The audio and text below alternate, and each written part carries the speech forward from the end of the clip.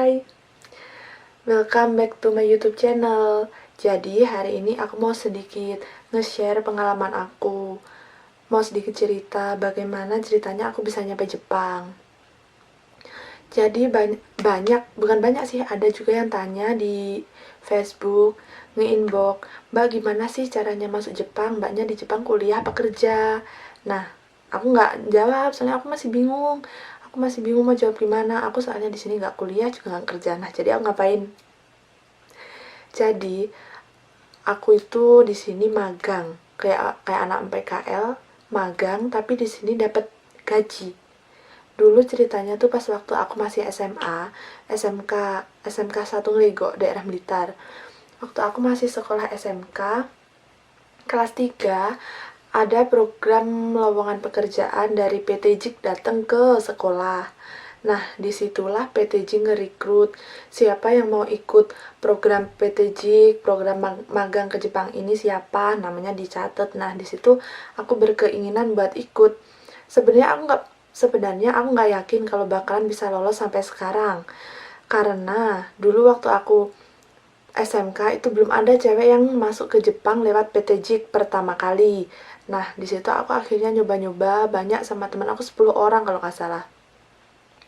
Terus akhirnya kita ikut PT JIK itu, kita akhirnya ikut tes pertama.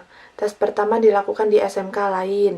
Kita pergi ke SMK lain banyak sama 10 orang temanku itu, terus sama guru SMK yang bagian pembimbing masalah pekerjaan itu 2 orang. Ikut nganter tes. Pas tes pertama, tes fisik. Nah, disitulah habis tes langsung diumumin siapa yang bakalan lolos ke tes kedua. Nah, di tes yang pertama itu akhirnya yang lolos tiga orang. 3 orang temenku. Aku, 1 orang temenku, 1 lagi yang sampai saat ini sama aku masuk Jepang juga. Dan 1 lagi teman aku. Nah, kita bertiga ikut tes tahap 2. Tes tahap 2 itu tes interview. Kita ditanya macem-macem, bla bla bla bla bla, terus akhirnya pengumuman tes tahap kedua nggak langsung hari itu juga. Jadi kita tuh masih deg-degan harus nunggu pengumuman, harus nunggu beberapa hari lagi. Nah, baru pengumumannya sampai di SMK kita. Di SMK kita dapat surat, terus sama gurunya dipanggil. 3 orang ini dipanggil ke kantor, dikasih surat. Nah, di situ siapa yang lolos, siapa yang enggak dah. Di situ deg-degan banget, takut kalau nggak lolos, soalnya nggak yakin, nggak nyangka dan bakalan bisa nyampe ke Jepang.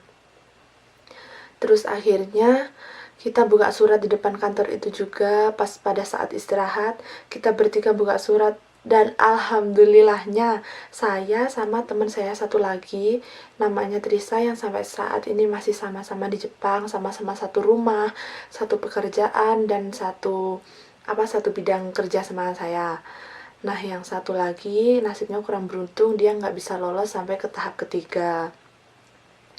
Akhirnya di tahap itulah kita seneng banget, tapi bingung. Kita nggak berani ngungkap kesenangan di depan temen itu karena takut, kasihan gitu. Akhirnya kita lolos, terus beberapa hari kemudian kita lakukan cek medical check up. Kita melakukan cek medical check up ke kota Surabaya. Kebetulan rumah saya itu Blitar, jadi kita melakukan medical check up ke kota Surabaya itu berdua dengan teman saya, naik kereta. Jadi zaman dulu tuh kemana-mana tes berdua, kesana kesini naik kereta cuma berdua. Akhirnya kita naik kereta dari Blitar ke Surabaya.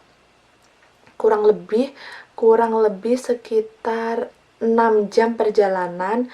Akhirnya kita sampai di Surabaya. Nah, di tempat itu juga kita langsung nginep di tempat saudaranya teman aku, terus kita nginep 2 hari. Kita akhirnya diantar ke rumah sakit Pramita, diantar ke rumah sakit Pramita, terus kita melakukan tes. Di situ juga tesnya nggak langsung diumumin, kita masih harus nunggu beberapa hari lagi. Terus kita akhirnya deg-degan kan. Terus abis tes kita langsung pulang. Beberapa hari atau 1 minggu kemudian diumumin di sebuah Facebook. Nah, di Facebook PT JIK itu diumumin siapa yang lolos tes, siapa yang enggak. Alhamdulillahnya kita berdua lolos tes medical check up, kita nggak ada masalah dan kita sehat, alhamdulillah banget. Terus akhirnya kita setelah lolos medical check up itu kita nggak langsung berangkat ke Jepang, enggak. Kita di rumah dulu beberapa bulan, sekitar 2 bulan kalau nggak salah. Terus kita pelatihan dasar itu pelatihan 2 bulan dasar di kota Depok. Nah, kita dari Blitar ke Depok naik kereta 14 jam. Berdua juga. Alhamdulillah masih dalam waktu yang sama, saya sama teman itu nggak dipisahin. Terus kita berdua dari Blitar ke Depok naik kereta 14 jam. Nyampe di Depok kita langsung nyari asrama naik Grab itu kurang lebih sekitar 1 jam. Nah, terus kita nyampe asrama, kita nggak langsung pelatihan tuh, enggak, kita masih harus di briefing dulu, kita harus dijelasin nanti gini, kita di briefing. Nah, baru besoknya kita bisa mulai pelatihan seperti biasa, mulai pelatihan normal selama 2 bulan. Pelatihan di situ kita bukan cuma belajar, tapi kita juga kayak sekolah. Kita belajar terus, tapi juga beberapa minggu sekali ada ujian. Kita belajar dari bab 1 sampai bab berapa. Nah, nanti kita di situ ada ujian. Kalau ujian nilainya rendah, itu kalau nilainya rendah di bawah rata-rata sampai berulang 2 kali atau 3 kali, ya lupa kalau nggak salah, itu juga bakalan dipulangin dan kita nggak jadi berangkat ke Jepang. Akhirnya dari situ kita benar-benar belajar, ya walaupun nggak tinggi-tinggi banget nilainya, tapi seenggaknya nggak sampai di bawah rata-rata. Dan alhamdulillah saya sama teman saya dan semua itu aman, alhamdulillahnya. Selesai pelatihan dasar 2 bulan, terus kita pulang terus berangkat lagi pelatihan lanjutan atau yang disebut pelatihan CSPK, itu selama 2 bulan juga. Jadi kita pulang di rumah nggak langsung siap-siap terus berangkat pelatihan lanjutan, enggak. Kita pulang di rumah juga harus nunggu beberapa bulan, kurang lebih 3-4 bulan kita di rumah harus nunggu sampai kita harus benar-benar dapat tanda tangan kontrak, kita harus benar-benar dapat perusahaan di Jepang yang bakal menerima kita itu ada apa belum. Nah, di situ kita nunggu perusahaan penerima. Terus akhirnya 3 atau 4 bulan kemudian kita dapat kabar kalau udah diterima di perusahaan tersebut. Nah, akhirnya dulu pertama kita dijadwalin berangkat bulan April pertama. Saya sama teman saya dijadwalin berangkat bulan April ke Jepang. Tapi pas udah beli tiket kereta, beberapa hari, seminggu kemudian mau berangkat ke Depok buat pelatihan lanjutan, di situ juga kita dapat kabar kalau katanya perusahaan penerima saya sama teman saya itu masih dalam proses perbaikan, masih dalam proses pembangunan yang lebih baik lagi. Akhirnya kita di cancel dong. Sedih banget sih kalau ingat. Akhirnya kita di cancel. Terus abis itu tiket kita hangus, nggak bisa ditukar. Terus akhirnya kita pulang, dapat telepon lagi, katanya kalian berangkat bulan 5. Ya, berarti kita ke Depoknya bulan ini. Nah, kita udah beli tiket, kita udah berangkat ke Depok. Terus kita melakukan pelatihan lanjutan itu masih kurang lebih dalam waktu 2 minggu. Kita dipanggil sama sensei itu guru, dipanggil sama guru buat ke kantor. Kita bukan disidang sih, kayak kurang lebihnya dikasih tahu, tapi di tempat yang tertutup. Saya sama teman saya berdua, terus sama guru 2 orang, ngasih tahu katanya, kalian dipending dulu. Dan akhirnya kita dipending lagi karena perusahaannya belum selesai dalam pembangunan, masih dalam pembangunan, belum kelar. Soalnya perusahaannya kan gede ya, masih dibangun. Bulan 5 itu belum kelar. Akhirnya kita pulang, itu ngasih taunya malam, kita besok paginya langsung pulang. Terus saya sama teman saya kita pulang ke rumah om saya yang di daerah Cinere Depok.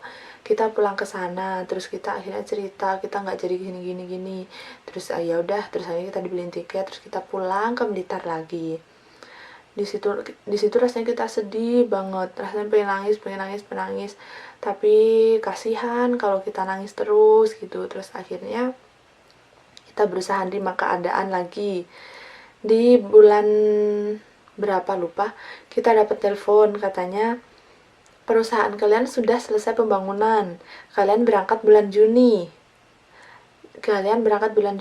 Nah, terus nanti saya sama teman saya tuh berangkat ke Depok lagi buat pelatihan lanjutan 2 bulan. Kita berangkat lagi ke Depok berdua juga, naik kereta juga. Terus nyampe sana kita pelatihan seperti biasa. Akhirnya sampai pelatihan kelar, perusahaan saya tidak ada masalah lagi, perusahaan kami semua tidak ada masalah. Pelatihan kelar kita langsung pulang. Setelah pelatihan kelar kita langsung pulang. Di rumah cuma sekitar 3 minggu 2 minggu. Kita belanja, kita prepare ini buat berangkat ke Jepang. Terus akhirnya saat kita berangkat ke Jepang, kita nyampe ke Jepang. Nah, kita nyampe ke Jepang itu kita nggak langsung kerja. Kita nyampe ke Jepang itu kita ditaruh di asrama Jepang dulu selama 1 bulan.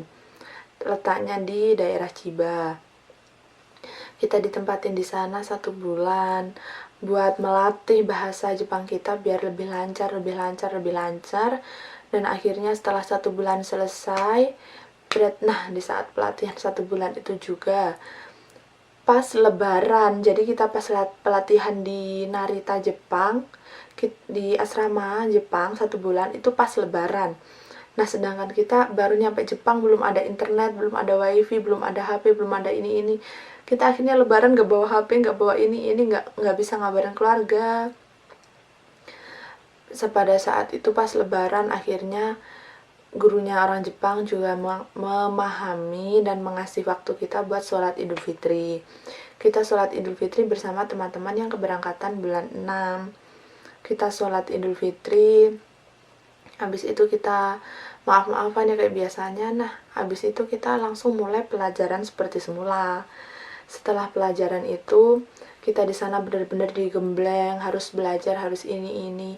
Kalau misalnya pas kita mau berangkat ke perusahaannya itu ada yang sakit, misal sakitnya itu sampai berhari-hari, sampai parah, nah akhirnya kita juga nggak bisa berangkat ke perusahaan. Di situ kita benar-benar jaga kesehatan, jaga ini. Akhirnya saat waktu selesai, kita semua selamat, berhasil lolos dari 1 bulan di asrama. Kita langsung balik lagi ke perusahaan ya, maaf. Kita langsung ke perusahaan. Akhirnya kita bisa sampai perusahaan, terus kita diantar ke rumah kita, tempat tinggal, apartemen, terus kita akhirnya tinggal di sini, terus kita udah mulai kerja seperti biasa. Dan alhamdulillah orang Jepangnya juga baik-baik, juga ramah-ramah. Jadi di sini udah kayak keluarga sendiri. Kalau kita mau kemana-mana ditanya ini, terus diantar juga, kadang kita dikasih makan, dikasih ini kayak anak sendiri pokoknya.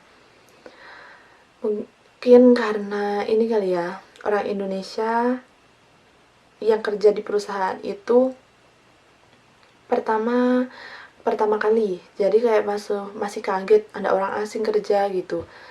Dan akhirnya kita keterima, kita lolos, dan kita bisa kerja sampai di Jepang ini melewati beberapa tes dan beberapa tahap, dan kita juga harus memakan waktu yang lama. Intinya semua nggak ada yang instan ya.